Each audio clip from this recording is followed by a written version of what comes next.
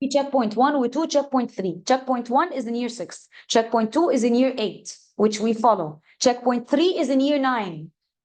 هم شالوا بقى checkpoint 3 وحطوا بداله البري اي جي اللي هو المفروض يتاخد في year 10. فاللي بتاخدوه في 10 اصلا 11 اللي بتاخدوه في 11 اصلا 12 اللي بتاخدوه في 12 اصلا 13. فهمتي؟ فعشان كده انتوا بتاخدوا حاجات above your age because this should be taken 2 years from now. طب انا هستنى 2 years.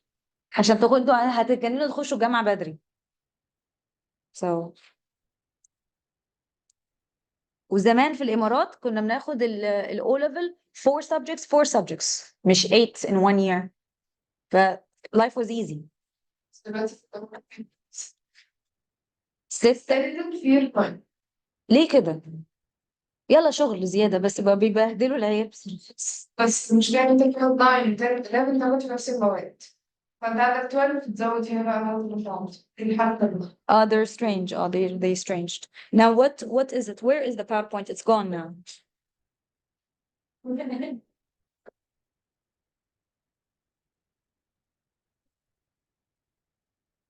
We took a long break. ربنا يسامحكم.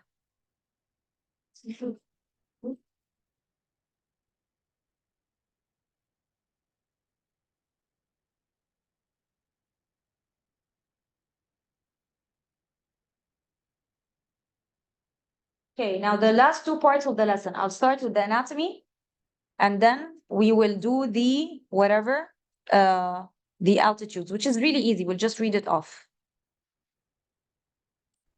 Okay, now let's follow in order so I don't skip. Why do we need a circulatory system? What is with our surface area to volume ratio? Remove the screen. Yes, we are multicellular, so we have a small surface area to volume ratio. So we need a respiratory system and we need a circulatory system. Unicellular organisms like these, remove the phone. Unicellular organisms, they have a high surface area to volume ratio because when the organism increases in size, like this cute elephant, both the surface area and the volume increases, but the volume increases much faster. So multicellular organisms, they have a low surface area to volume ratio, and they can ask you about this part.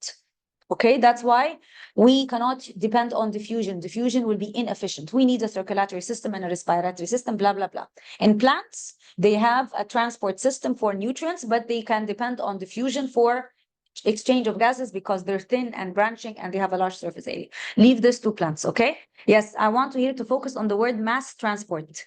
Mass transport, we use it in two lessons. In the movement of blood in the vessels, mass transport, which does not require energy. It's always the movement from high pressure to low pressure. And we use this term mass transport also in the movement of water in the xylem and the wall and the movement of assimilates in the phloem. Anything that moves inside the tube, it moves due to changes in pressure. It's mass transport that does not require energy. Okay? Okay, so this is so easy. Transport system, they delivers things quickly in large amounts. It travels long distances in a short time. Yes, open and closed circulatory system from the name. An open circulatory system, the blood is pumped directly into open spaces. And this is common in arthropods. Good. Closed circulatory system like us, the blood always remains inside blood vessels. The blood is not pumped into open spaces. Good. This is closed. And we have a closed and a double circulatory system. What's a Noor? Double circulatory system. 2 times. What are the 2 systems we're talking about? Systemic and pulmonary. Which one is of low pressure? Pulmonary. And the systemic is of high pressure. Good. We'll jump through that because this is easy. Fine. Now the air moves from alveoli to the capillaries because of the difference in concentration gradient. And we have capillaries that carries the whatever away. Now, I'm not going to discuss this, too easy. Yes, this is important. Now, the anatomy. We have artery, vein, and capillary. Artery and vein are very similar with the same 3 layers, but different proportions. I'll be quick because you got bored. You have the inner layer, the tunica intima, or it has certain keywords. It's called the endothelium. They like this term, endothelium. Squamous epithelium, squamous epithelium. 1 cell thick. Be like this when you discuss the tunica intima, and you use those terms, by the way, when you discuss the lining of the alveoli, if you remember in respiration. 1 cell thick, squamous epithelium, endothelium, very small, thin, flat cells to reduce friction, and the blood flows nicely. Okay? You have the tunica media, Noor.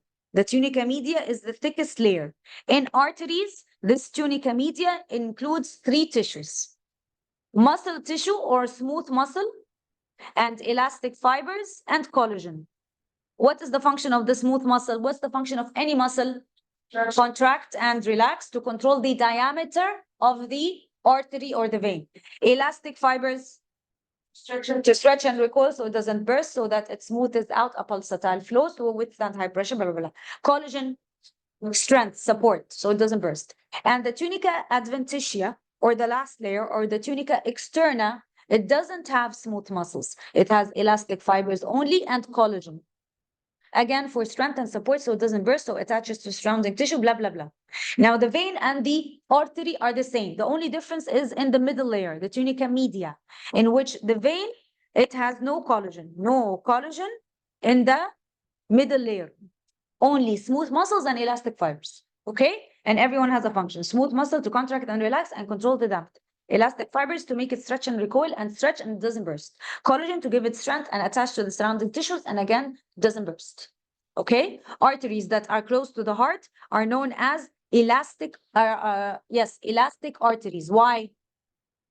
Because of the high pressure close to the heart. So we have elastic fibers, we have very, very little smooth muscle so that it can stretch and recoil and doesn't burst and blah, blah, blah. Arteries far away from the heart are known as muscular arteries. Why? Because they have more smooth muscle instead of elastic fibers because they can control the diameter. Easy, done, finished, tamam. Good. Capillaries. So we just said that here.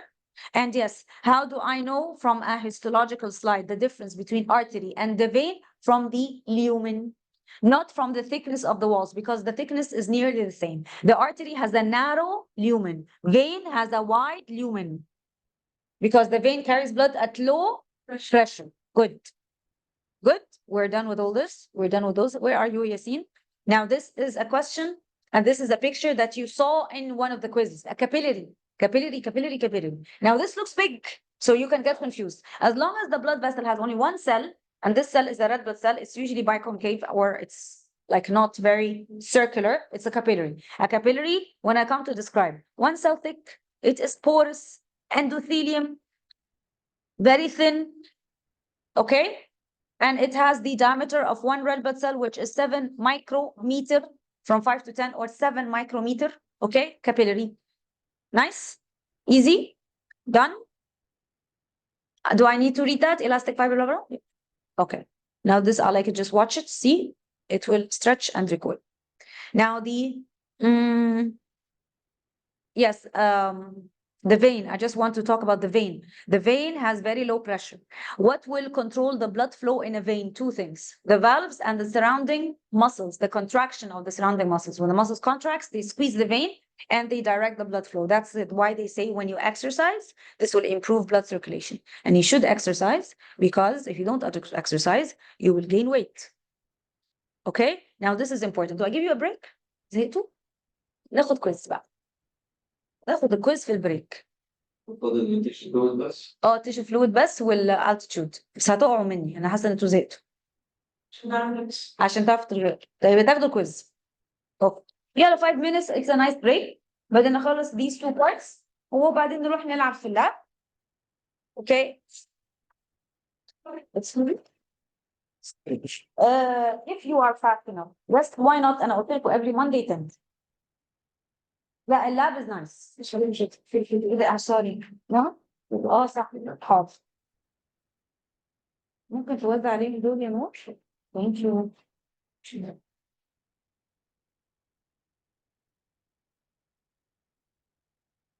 ايه ده؟ it's a long bit. ايه ده؟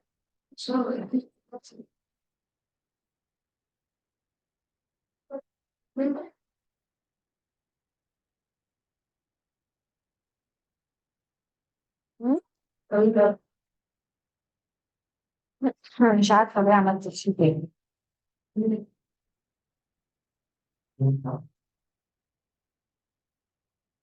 Let me stop the Sorry.